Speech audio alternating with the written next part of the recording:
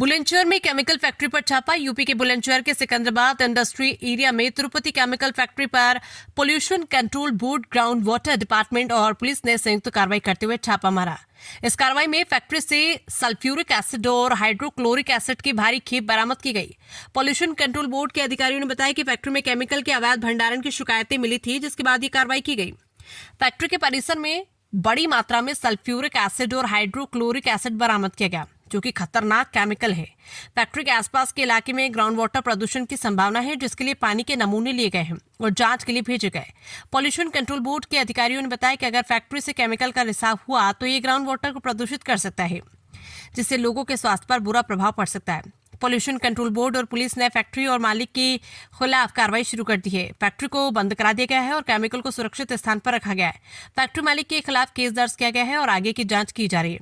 Sulphuric acid और hydrochloric acid दोनों ही खतरनाक केमिकल है, जो कि कई उद्योगों में उपयोग किए जाते हैं।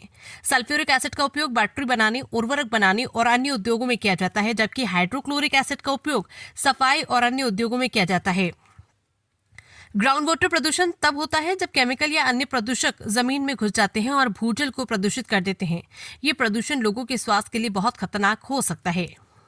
राजा रामपुर के निवासियों द्वारा लगातार शिकायतें प्राप्त हो रही थी, मौखिक रूप से और लिखित में भी शिकायतें प्राप्त हुई, जिसके क्रम में उत्तर प्रदेश प्रदूषण नियंत्रण बोर्ड में एसपी सिंह एवं रवि रंजन जी तथा Rahul Sharma ji ground water department Bulandshahr से एवं पुलिस प्रशासन चौकी प्रभारी जोखाबाद से हम लोगों ने संयुक्त रूप से अभियान चलाकर जांच के दौरान हमें एक फैक्ट्री फाइंड आउट हुई है, जिसका नाम इन्होंने केके केमिकल बताया है। साथ में तिरुपति करके पेपर भी दिखाए हैं, परंतु पेपर में जो उल्लेखित है उससे इतर इनके यहाँ H2SO4 एवं HCl की भारी मात्रा में 5-6 टैंकर भंडारित पाए हैं, जैसा आप देख भी रहे हैं। तथा HCl को ये लोग इन्होंने बताया कि ट्रेडिंग कर रहे हैं, परंतु इन लोगों द्वारा HCl की प्रोसेसिंग की जा रही है, क्योंकि बाहर पानी जो है इनका ट्रीटमेंट सिस्टम का इन्होंने स्टोरेज वगैरह बना रखी है, हौदी बना रखी है, जिसके माध्यम से पानी बाहर नाली में जा रहा है और ग्राउंड वाटर जो इनका परिसर है उसमें पूरे में ग्राउंड वाटर भंडारित पाया गया। तो हम लोगों ने स्लज के भी सैंपल लिए हैं, बोरवेल के सैंपल लिए। बोरवेल के पाइप जब खोले गए तो वो पूरे रेड पाए गए हैं और बारिश के दौरान इन सारे जो हजारस वेस्ट ड्रम्स जो हैं उनसे फ्यूम्स जनरेट हो रही हैं, निकल रही हैं। तो ये बहुत हजारस टाइप की इंडस्ट्री है। इनके द्वारा अनाधिकृत रूप से निश्चित ही HCl और H2SO4 का विक्रय भंडारण किया जा रहा है, जो कि ग्राउंड वाटर कंटामिनेशन में बाई पर्कुलेशन मेथड जो है वो कार्य कर रहा है। इससे जो है इंडस्ट्रियल एरिया का ग्राउंड वाटर पॉल्यूशन होने की संभावना। हम लोगों ने सॉइल के भी सैंपल ले लिए हैं, ग्राउंड वाटर के भी सैंपल ले लिए हैं।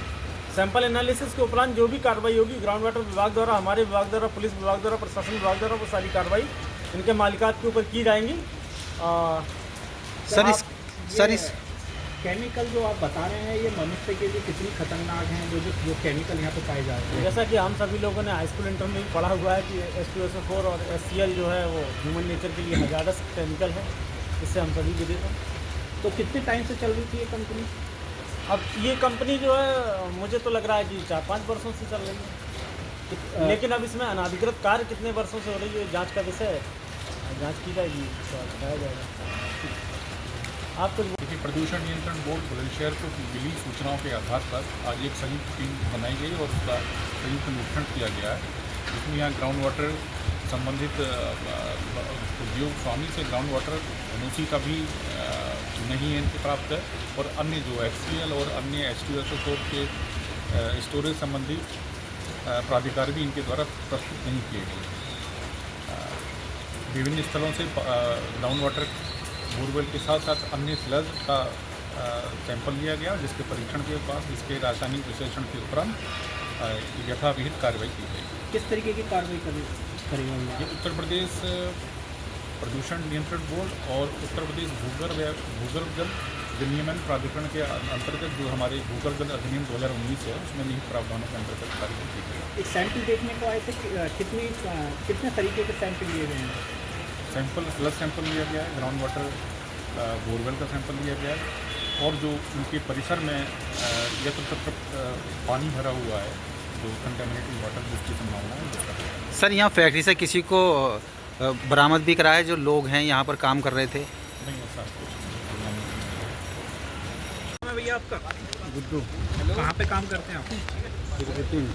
कहाँ पे? तिरुपति। तिरुपति में क्या है, किस पोस्ट पे आप? हम जो कॉन्ट्रैक्टरी करते हैं जी। गाड़ी में।